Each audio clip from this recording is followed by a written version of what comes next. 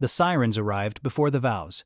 On what was supposed to be the happiest day of her life, a billionaire's mother stood trembling in rage, pointing at the bride and screaming, "She's a fraud. She doesn't belong here." Guests whispered. Phones were raised.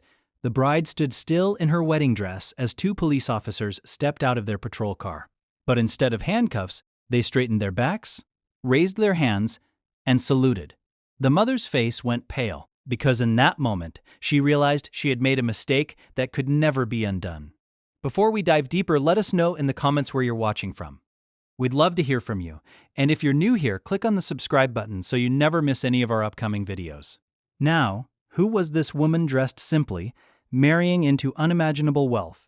Why did a powerful family fear her so deeply? And what secret could make trained officers recognize her instantly without a single word spoken?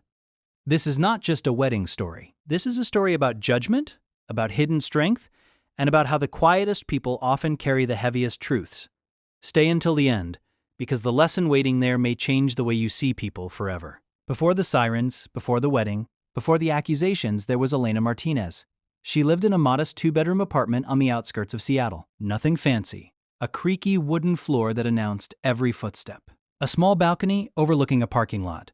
A coffee maker that only worked if you unplugged it and plugged it back in twice. Every morning, she woke before sunrise, made herself instant oatmeal, and headed to Jefferson Elementary School where she taught 2nd grade. Her classroom smelled like crayons and hand sanitizer. The walls were covered in colorful alphabet posters and drawings of families with stick figures holding oversized hands. The children adored her. She remembered their birthdays. She knew which ones needed extra patience and which ones just needed to be heard. It wasn't a glamorous life, but it was honest, and it was hers. Elena had learned long ago not to expect much from people. Her own childhood had been hard. Her father left when she was 6. Her mother worked 2 jobs just to keep the lights on.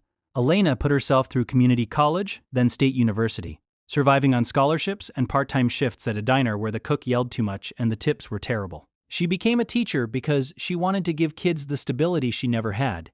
She wanted them to feel safe, even if just for 6 hours a day. And for years, that was enough.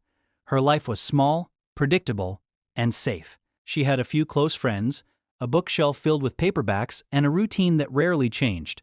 Until one rainy Tuesday morning in October, everything shifted. She was standing in line at a coffee shop near her apartment, fumbling through her purse for her debit card.